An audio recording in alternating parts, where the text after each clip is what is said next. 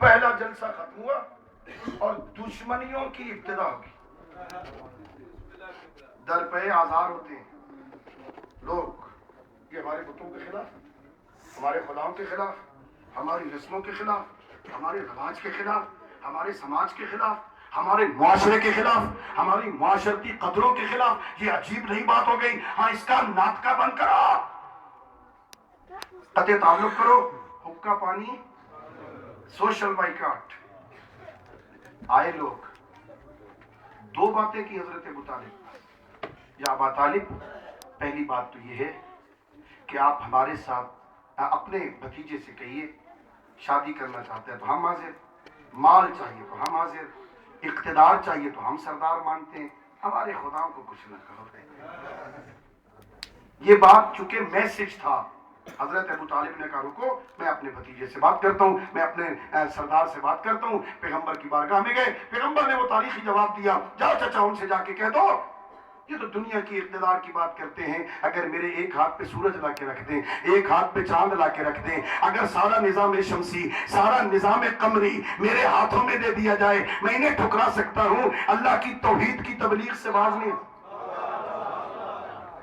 حضرت ابو طالب نے آ کے پیغام دے دیا. پھر کہتے ہیں ابو طالب دیکھو، آپ کے بھتیجے نے تو ہماری بات نہیں مانی نا، آپ کے ساتھ تو ہمارے پرانے تعلق ہیں نا، آپ ہی ہماری ایک بات مان لیں. آپ کو بڑا شوق ہے نا یتیم پروری کا، یتیم پالنا ہے نا، ہمارے ساتھ تبادلہ کر لو، یہ یتیم ہمیں دے دو، ہمارا ایک یتیم اور لے لو. بھئی آپ نے یتیم پالنا ہے نا، ہمارے ساتھ تبادلہ کر لو. تاریخ یعقوبی والے نے لکھا، عجیب جملہ کہا، ہاں مورخ لکھتا ہے، تاریخ یعقوبی والا لکھتا ہے، حضرت ابو طالب نے کہا تمہیں کیا ہو گیا، تمہارا بھتیجا لے لو پالنے کے لیے، اپنا محمد دے دوں قتل ہونے کے لیے. میرا جواب سنتے جاؤ، میں محمد ابن عبداللہ کو اپنا بھتیجا سمجھ کے نہیں، اپنا بیٹا سمجھ کے نہیں، ایک ہاشمی سمجھ کے نہیں، میں محمد کو اپنا دین سمجھ کے پال رہا ہوں.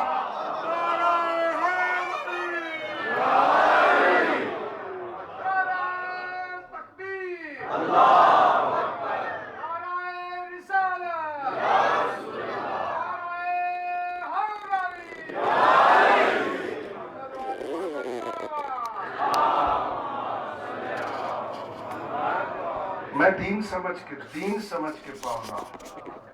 اور پھر کردار سے ثابت بھی کیا.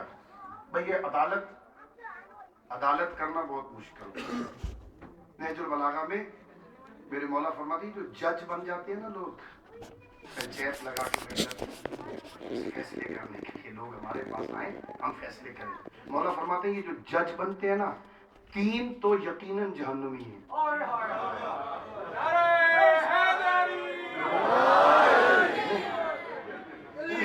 وہ لوگ نہیں، ان کی 4 قسمیں مولا نے بیان کی، آپ کہیں اور نہ چلے جائیں. 4 قسمیں مولا نے ججوں کی بیان کی کہ پہلی 3 قسموں والے یقیناً وہ جو جان بوجھ کے غلط فیصلہ دے وہ بھی جہنمی. جو یہ سمجھتا ہو کہ شاید کچھ اور ہو سکتا ہے لیکن میں ظاہراً اس کو یہ سمجھ رہا ہوں ٹھیک ہے، وہ بھی غلط ہے. جو کسی کی دشمنی میں، کسی کی عداوت اور کسی کی محبت میں غلط فیصلہ دے، مولا فرماتے ہیں یہ تینوں جہنمی ہیں، تینوں. اور چوتھا بھی کہا وہ کنارے پہ چل رہا ہے، کہیں پھسل جائے. عدالت بہت مشکل کام ہے نا. اور سنو، اچھا اگر ہمارے پاس کوئی کیس آ جائے، ہم ایک طرف برادری ہو، ایک طرف غیر برادری ہو، اور جج ہو، ہم کس کے حق میں فیصلہ کریں؟ برادری کے حق میں.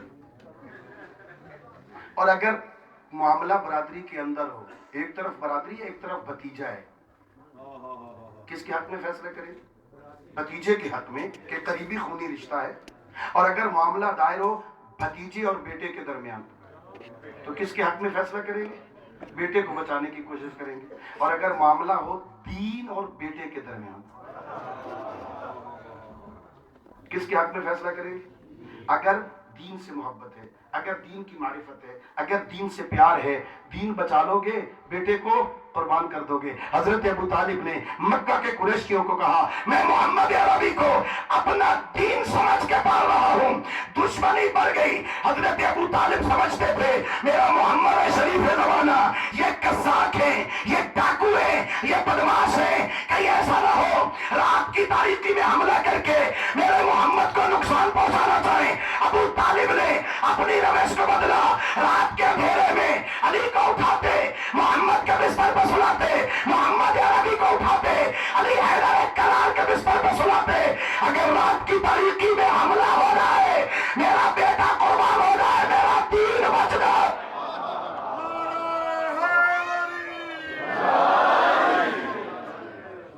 حضرت ابو طالب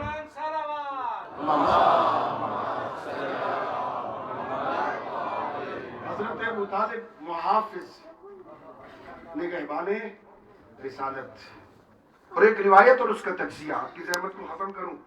پون گھنٹہ ہو گیا مجھے، گھنٹے سے زیادہ. مجھے عادت نہیں ہے گفتگو کرنے کی، اور اگر کبھی 5-4 منٹ ہو جائیں تو ذرا معاف کر دینا.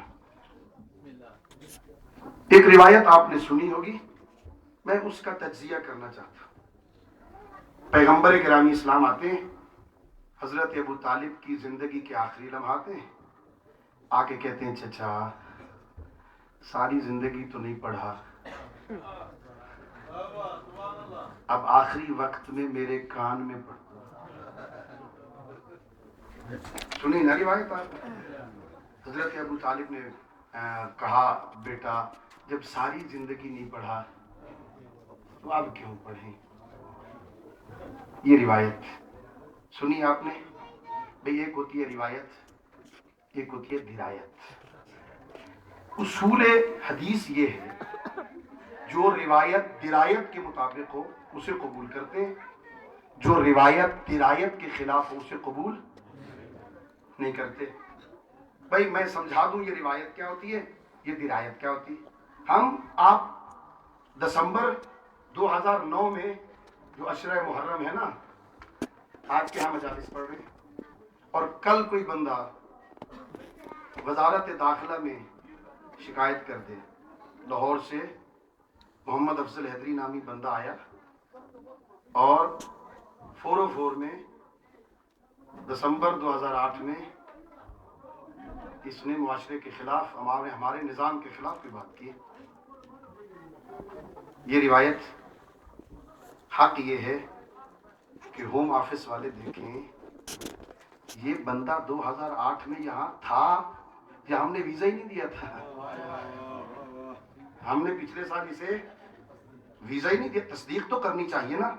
یہ آیا بیچارہ 2009 میں ہے، 2008 میں یہاں تھا ہی نہیں. تو ایسے راوی کے منہ پر روایت دیوانی چاہیے نا. بھائی کہا راویوں نے کہ پیغمبر نے حضرت ابو طالب کی زندگی کے آخری لمحات میں کہا چچا کان میں پڑھ دو. جب ساری زندگی نہیں پڑھا تو اب کیوں پڑھے؟ راوی کون ہے؟ 4 راوی ہیں، 4. ساری روایتیں گھوم کے ان تک آتی ہیں. ایک حضرت ابو ہریرہ، ایک حضرت سعید ابن مسیب، ایک حضرت عبداللہ ابن عمر، ایک حضرت عبداللہ ابن عباس. 4 راوی ہیں. ابو ہریرہ کہتے ہیں میں تھا، پیغمبر نے کہا کان میں پڑھ دو. سعید ابن مسیب کہتا ہے میں نے سنا پیغمبر کہہ رہے کان میں پڑھ دو. عبداللہ ابن عمر کہتے ہیں میں نے سنا پیغمبر کہہ رہے کان میں پڑھ دو. آگے روایتیں اور ہیں جو اور راوی ہیں جو نقل کرتے ہیں. ذرا ان کو دیکھو تو صحیح کہ جب حضرت ابو طالب کا انتقال ہو رہا تھا یہ کہاں تھے؟